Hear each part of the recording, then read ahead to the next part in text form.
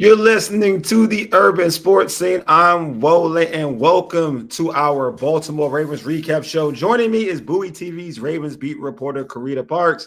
Carita is also founder of Double Take Sports. What's going on, Carita? What's up? How you like? Look, All is well. All is well. All is well. That's good, man. That's good. Like, it's a busy day for me. So, folks, if you see me lagging a little bit, just know, like, I'm a hardworking dude right now. Like, I'm doing, like, I'm probably streaming, like, won't even lie to y'all, 3 to 4 hours straight. So now y'all know this is where I'm at right now. So folks, bear with me. But anyway, I'm gonna be like Jordan in the flu game. Y'all gonna get the best of me though. Don't get it twisted. Last Saturday, the Ravens traveled to Texas and dominated the Dallas Cowboys 31-13. The Ravens are 2-0 this preseason. But before we dive into this actual game, we got to knock out some logistics. Hey, check out our website, which is theurbansportscene.com. You can subscribe to our podcast on Spotify, Apple Podcasts, TuneIn, iHeartRadio, and other podcast platforms. Just search The Urban Sports Scene. Make sure you subscribe to The Urban Sports Scene and YouTube. And Bowie TV YouTube channels. I told you already. If you're in the YouTube chat, we accept super chats. Super chats help us support the shows, so the super chats will be prioritized over all comments. Don't forget to tweet us at Urban Sports Scene. Hit us up on IG and TikTok at Urban Sports Scene, and like our Urban Sports Scene Facebook page. Also, join our Urban Sports Scene Facebook group. Just search Urban Sports Scene, sports bloggers, sports podcasters, and sports debates. All right, let's get right into this game. Carita, I mentioned that the Baltimore Ravens defeated the Cowboys 31-13. What were your biggest takeaways out of that game? I think that biggest takeaways is like the Ravens they have some good options. It's basically, my takeaways. They have some good options for roster spots. A lot of guys made plays this game. So you can kind of tell we get into that point where, decisions are going to have to be made. And so a lot of different guys stepped up, names that you don't necessarily hear often. Obviously, we see in practice, but I liked what I saw. Like I said, the Ravens have good options, and that makes me feel good about what they can do going into the season because depth is extremely important. Yeah, I like what I saw. I think the depth was good. Like, the defense was just dominant. Like, yeah, that's not even the first team defense. That's what I'm really liking. I think it also shows like Zach Orr's growth too. There you go. Talk about that too.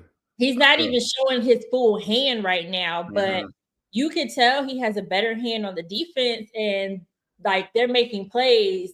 And we're talking about second, third, fourth string guys. So yeah, I think that was like I was impressed with. It was more like just like how the defense was flying, and then we'll talk about like the quarterback play. I want to kind of get your idea, your thought process compared to what you saw in week 1 of preseason compared to what you saw what this team do in Dallas. But just watching what they did defensively, they were all over the ball. Like, obviously the interceptions, the sacks. I think it was they had a safety. They had a safety, right? The safety, they had a safety in the game. So they were like swarming. It just like the Ravens, and to your point, like it shows the depth, like the way they played on Saturday. Like they were very impressive defensively, and to your point, just shows like where the defensive coordinator has come from compared to last year to this year. It's so much growth from in the beginning of last year now into preseason. You kind of see that Ravens mentality, right? That Ravens identity defensively. Oh yeah, and I mean that's something that was bothering particularly Marlon Humphrey because he's probably the longest tenured defensive player that they have at this point. And so he was a part of defenses that were dominant. Yeah. And so it definitely bothered him last season that they weren't playing up to the standard that he's used to. And I really feel like that was a focal point for them. I mean, you saw it progress throughout the season, especially towards the end of the season, but it was a focal point. And now it looks it's just the preseason, but it looks like it's taking another step forward. I agree. So which player stood out to you the most on both on offense and defense? So offensively, I do have to give Cooper Rush. Now he did have some. I want to get your I'll go ahead. Yeah, turnovers. One of those was not his fault, But overall, I felt like he had a much better game. Okay. Preseason game than he did the first one. He moved the ball much better. There were, I believe, let me just double check, 198 yards passed, which was much better than the 59 yards from the previous week. So, that stood out to me. I said, I'd be watching him. And so as long as I see progression, I'm okay, right? He's got to clean up the turnovers, but as long as I see progression, I'm okay. You can only expect so much from a backup quarterback, but we know that he's capable of, that's why they brought him to Baltimore. He's capable of being a reliable backup. So I just want to see more of that. Rasheen Ali, he had a good game as well, running back Rasheen Ali. And that, to me, he had 62 yards on the ground. But to me, that game, it solidified his spot on the roster because it wasn't clear if they were going to carry just three running backs or four running backs. But after that game, Coach Harbaugh, who does not put his cards on the table unless he means it, he will be keeping four running backs. So to me, Rasheen Ali did enough to show that he deserves to be on the roster. So I think that is pretty dope to get that. To get that solidified right after the game. I mean, that means you showed something. I just thought it was kind of dope that Mitchell didn't have to do any work after, like, they already saw enough out of him. You know what I mean? Like, I thought that was pretty. You want to keep him healthy, because he's still he's a year or so removed from that ACL injury, but last year, he had to kind of ramp up. And so, I think they saw like, okay, he's looking good. Everyone said that he's looking like himself. So they don't want to, and I mean, I think he's still nursing some things, but they don't want to overextend him in the preseason. But he was back at practice this week. So that was good to see. And then Tez Walker, I mean, he was Cooper's most reliable receiver. And Tez has been killing it since like OTAs. I mean, he's been killing it. Just got to say that. And he's doing it in the preseason. To me, there's just no way that you cannot include him in your game plan, some way, shape, or form. Like, yes, you do have Rashad, Zay. I mean, you have D-Hop, Tylen. But I feel like Tez is a guy who could be a wild card, an X factor, someone that no one's looking for on the field. And he he's good. He's good. That Giants game, you remember last season, he caught that deep touchdown from Lamar Jackson. He was open. I feel like those are the kind of things that he could possibly do. Now, obviously, it won't be every game because you just have too many people to get the ball to, but he is someone that I believe is proving that he can be incorporated in the game plan. No, I think you're right. Just like you could tell that was the only person that Cooper Rush trusted. Yeah. Like everybody else, like, there's some guys like I was rooting for. They had some drops. I'm not gonna mention the name. I'm rooting for the kids, so I'm not. Therefore, I don't like putting negative energy out there on anybody. But you could tell like when that started happening, Cooper Rush like, let me go to good old reliable, and it was, and he was reliable. Like he caught almost anything around him. And to your point, it was like, okay. Like that was a guy that to me he stood out at the wide receiver position, definitely. I think and he practices with both Cooper Rush and Lamar Jackson. Yeah, okay. More with Cooper Rush, but they do. He like the other day he was just practicing with Lamar Jackson. So that was a couple guys on offense. On defense, first out the gate, like you said, with the safety, that was Keon Martin. Yeah. So I mean, he made some noise. Then Ruben Lowry had the interception right before halftime that set up a field goal. So those are two guys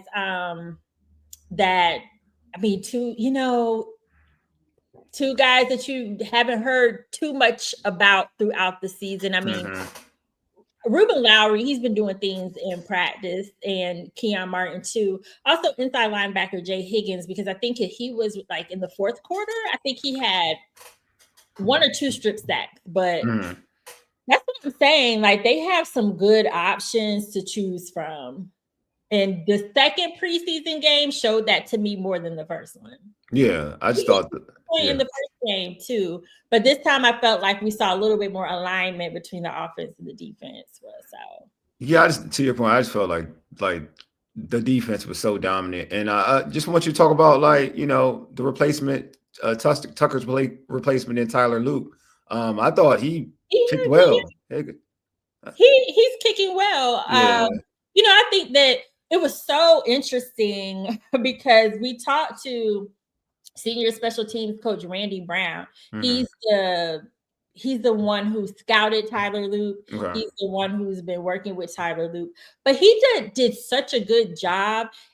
And I may have missed him. I mean, we don't talk to Randy Brown often. Mm-hmm. This was my first time actually, hearing one of his press conferences. Mm-hmm. And I was like, dang, he made kicking sound so interesting. But like on the real, he was just explaining how much has to change from college to NFL. He was like, the NFL balls are different. And he was like, you cannot kick the same. He's like, it changes. He was just saying it changes the spot on your foot where you kick. So it was interesting to hear, and that was just a small portion of it. But basically, he was just saying like nothing is the same when you kick the NFL.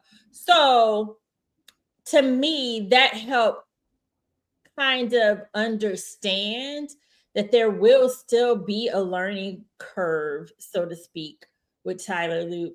But considering that, he's been doing well. Yeah, I thought he looked good. I mean, he missed the 150-yarder. I think he missed one kick. But other than that, I thought, 50-yarders aren't easy. I feel like people are like they get too like crazy about when people miss certain kicks. 50-yarders are not easy. So he don't have to kick that much. I mean, he's gonna have to kick, but hopefully he don't have to kick as much as he's kicking in the preseason. Yeah, I think it's good to get as many kicks as he can right now. Obviously, in the preseason, to get to know what you have and know what he can actually do. I feel like at this point in time, like that, like you're getting to see what he is. I mean, like I think you said something awesome last week. Like you'll know his NFL moment will be where it's the game-winning kick, right? That's when you'll know what he's really truly made of. But just it's good to know that. I said that. Yeah, you said that. You said that. But I do think that also it's good to know that it's in him, right? Like he's able to string on a streak of good kicks. And this is the thing I feel like for an NFL kicker, like I said, 50s are hard. And you obviously, you're professional. People they want you to make your 50-yard kicks, but it's not the average of making that isn't high, right? But I will say like what he should be like banking on, I think he does, is that he makes the kicks that he's supposed to make. Like the 45-yard kick he's making, the 30-yard kick he's making, and quite consistently. So I think that's the most important thing. And I think the Ravens have that in him, and they have that trust level in him. Like I don't feel like you want to give a kicker like Justin Tucker. So you're just spoiled, right? A lot of folks are just spoiled. Like you get a 50-yard kick in pressure situation, like that's not easy. Like that's not easy. They don't come that often. Those kickers don't come that often. I'm sorry to tell you.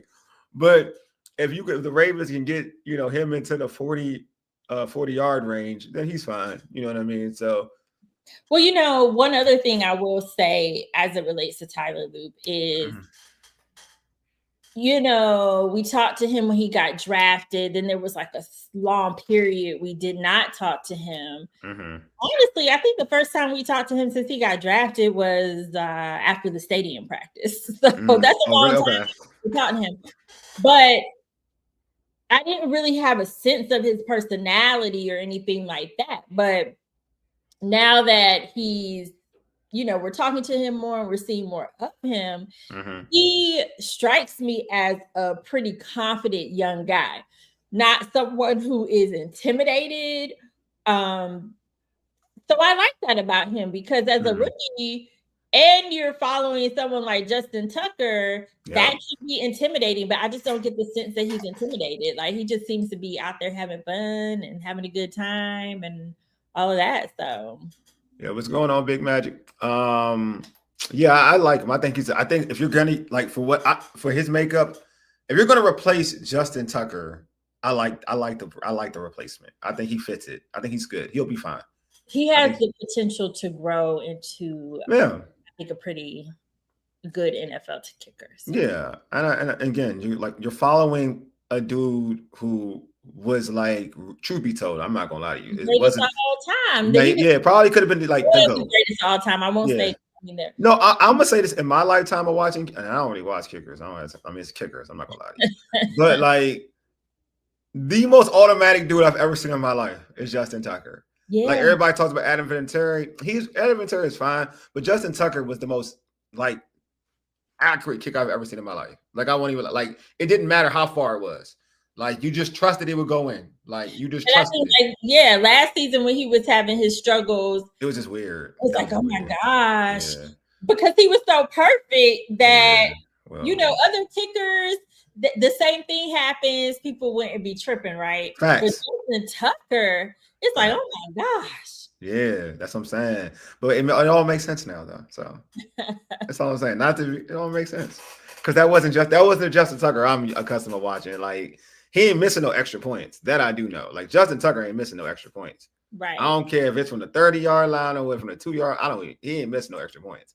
That wasn't Justin Tucker. Now it all makes sense. So now I don't blame Justin Tucker at all for his bad kicking. I personally don't blame him. I'm like, you were going through something mentally. That's why that's why your skill set diminished. It wasn't because of your your health or anything, or your skill set. I think your concentration wasn't there. Put it that way. All right. So did you notice any key changes from week 1 to week 2 of preseason within their approach? Oh, I think I kind of touched on that. You did. Right. You did. The biggest change was the offense being more efficient than they were the first week. Defensively, I feel like they continued pretty much the same. Mm-hmm. The same as it's that I don't know if I would say they were more aggressive, but maybe they were. I don't know. They seem more aggressive. They might be more aggressive because it was just a lot of I don't even know plays going on. So but those are probably my two biggest things. I mean, the defense definitely. I mean, they stood out the first preseason game, but they stood out even more this one. Yeah, I don't know if it was. It's crazy because they seem more aggressive. That I'll stand by that. But I don't know if it was like more the Cowboys, like the way they played, or they weren't ready for the smoke. I don't know what it was. It was just something about the Ravens pounced on them. I feel like they just pounced on them. They got that safety and they never let up. Facts. Totally they didn't care it's preseason. It's like I feel like once they got that hit, I think they were shook. Like not to be, I felt like the Cowboys got shook. I ain't gonna hold y'all. But so in terms of like when you're looking at it from camp to these preseason games, how are the rookies and some of the second-year players looking? If you're looking at all of it in totality, what you've seen in training camp and these two preseason games.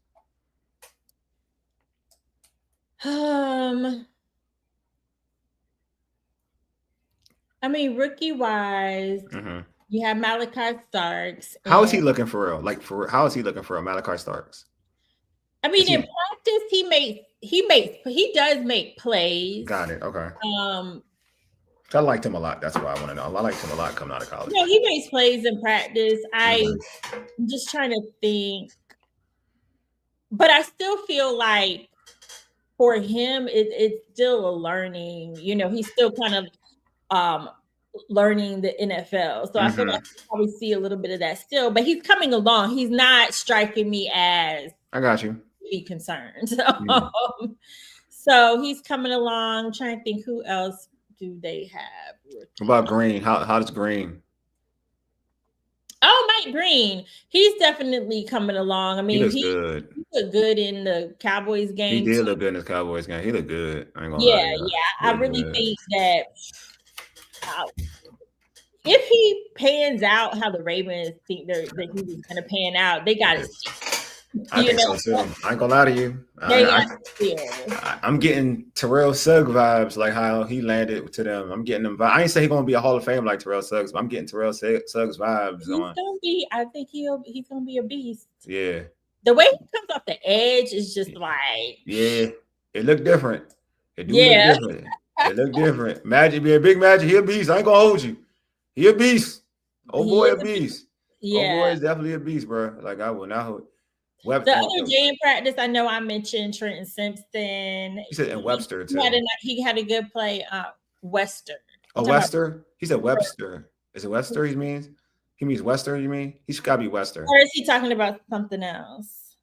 I didn't see the first part of. I didn't. He said Mike. Oh no, he said Mike Green's a beast, and then he said and Webster. Like the I think he's probably playing Wester. Is he talking about Wester? Is it West? Talking about Wester. Yeah, Webster's not. Yeah, it's got to be Wester. It's got to be Wester. LeJounte had, from a returner perspective, he did good, but he struggled a little bit in the second season game wide receiver wise. He just wasn't getting enough separation. Yeah, I feel like the DBs were all over him. I feel like the Cowboys DBs was all over him. So I want to mention that, and he dropped one too. That's what hurt my soul. I watched him. I paid attention to him. Like I watched him. He bounces back. He seems like the type of. I mean, his primary role is going to be that's true. But I'm sure that he wants to be able to make some contributions. Of course. So we'll see if he bounces back in the third game against the Commanders. Yeah, I think he will. He'll get playing time. And like you said, like his special teams is where it's at. Like him at teams is where it's at. So how's practice been since the game? Like what's been the vibe? I felt like it was definitely like they were practicing more fast paced. Gotcha. Yeah. And after practice, Coach Harbaugh, he basically said that they are transitioning, like even though they have roster cuts, right? They're transitioning to the regular season now. So. And so you could it was fast paced. Gotcha. For sure. Was definitely more like boom, boom, boom. Like, all right, here, like a lot of like, hurry up. We wanted to do, it was like a lot of fast talking, a lot of fast movement, boom, boom, boom. So, and I mean, that's how. No, I believe you. I know it is. I know it's like that. So I could hear everything, and it was like, woo! They was moving and grooving. That's for sure. So definitely a lot more energy, and you could tell they're getting ready for the regular season. Obviously, the last preseason game means that, and we'll probably dive into it when I get you back on again. But the last preseason game means a lot for a lot of players, because this is the show. The team that they're trying to stay here and trying to stick around. All right, what's going on, Ken? What's going on, Ken? So which players do you feel like? What players do you feel like helped themselves a lot on Saturday, and which players do you feel like may have hurt themselves a little bit on Saturday? Help themselves. Definitely, like I would say Ruben Lowry and Keon Martin, because they are I can't remember if both are undrafted free agents.